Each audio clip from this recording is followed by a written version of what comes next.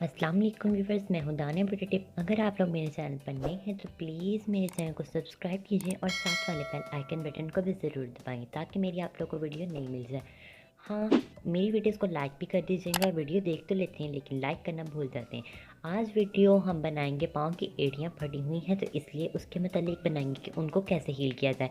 मैं आज इस वीडियो के अंदर तकरीबन 2 ऐसी रेमेडीज़ बताऊंगी जो बहुत ही इफ़ेक्टिव और कारआमद है, जिसके साथ आपके पाँव की एड़ियाँ बिल्कुल ठीक हो जाएंगी। चलिए इसे स्टार्ट करते हैं। सबसे पहले एक हमें चाहिए कैंडल। कैंडल जैसी आप लोगों को दिखाई जा रही है, आप कोई भी मोमबत्ती इस्तेमाल कर सकते हैं। इसे क्रश कर लें। ये जो कैंडल है ना, हमारे पैरों की एड़ियाँ चाहे जितनी भी फटी हों उन सबको हील करने में काफ़ी हद तक काम करेगी, जिससे हमारे पाँव की एड़ियाँ फटी हुई जो होंगी नरम और मुलायम होने लग जाएंगी और काफ़ी हद तक एड़ियाँ और पाँव भी गोरे होने स्टार्ट हो जाएंगे। अब हमें प्रॉपर यहाँ पे आपके सामने देख रहे हैं कैंडल भी निकाल ली है और सिर्फ धागा रह गया। धागे को फेंक दें। अब इसमें ऐड करें सरसों का तेल। सरसों का तेल वही जो आम बालों को लगाया जाता है, तकरीबन 1 टेबलस्पून इसमें ऐड कर देंगे। सरसों का तेल भी हमारे पैरों की एड़ियों को हील करने में काफ़ी हद तक काम करेगा। अब इन तमाम यानी कि दोनों इंग्रेडिएंट्स को अच्छे से आप लोगों ने मिक्स करना है। चाहे तो आप डबल बॉयल प्रोसेस भी कर सकते हैं, चाहे तो माइक्रोवेव कर लें, जो आप लोगों को ईजी लगे आप कर सकते हैं। यहाँ पे मैं जो करूँगी वो आप लोगों को बता रही हूँ। मैं यहाँ पे माइक्रोवेव कर रही हूँ, आप भी डबल बॉयल कर लें या माइक्रोवेव। जैसा कि आप देख रहे हैं यहाँ पे मैंने प्रॉपर इन दोनों चीज़ों को अच्छे से मेल्ट कर लिया है। मेल्ट करने के बाद रात को पाँव धो लें।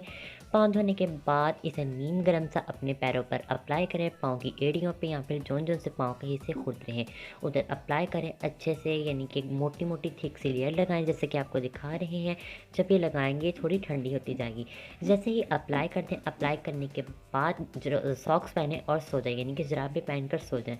सुबह उठ के आप लोगों ने इसे नीम गर्म पानी के साथ धोना है। नीम गर्म पानी के साथ धोने के बाद आप 3 से 4 इसके रिजल्ट देख सकते हैं।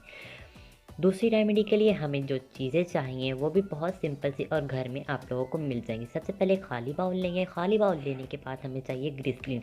ग्लिसरीन हमारे पैरों पे झुर्रियाँ और चेहरों पे चाहे हाथों के ऊपर उसे काफ़ी हद तक कंट्रोल करने में काम करती है। झुर्रियाँ कहीं भी हो, ग्लिसरीन उनके खिलाफ लड़ती है। हमें तकरीबन यहाँ पे ऐड करनी है ग्लिसरीन के 1 से 2 यहाँ पे 3 चम्मच हस्ब ज़रूरत। यहाँ पे मैं तकरीबन 2 टेबलस्पून ऐड कर रही हूँ ग्लिसरीन, जैसा कि आप देख ही रहे हैं। ग्लिसरीन ऐड करने के बाद इसमें ऐड करना है 1 लेमन का रस, यानी कि आधे लेमन उसमें से आप लोगों ने हील्स पे मलना है और आधा लेमन का रस जो है इसमें ऐड करके इसे मिक्स कर लेना है। जैसा कि आप लोग देख रहे हैं मैंने यहाँ पे आधे लेमन का रस निकाल लिया है, देख ही सकते हैं। फिर उसके बाद इन्हें अच्छे से मिक्स करना है। मिक्स करने के बाद जो हमें तीसरी चीज़ चाहिए वो है फटकरी। फटकरी आपको बाआसानी पंसार की दुकान से 10-20 रुपए की काफ़ी सारी मिल जाएगी। उसे घर पे लाएं और पीस लें और इस रेमेडी के लिए इस्तेमाल करें।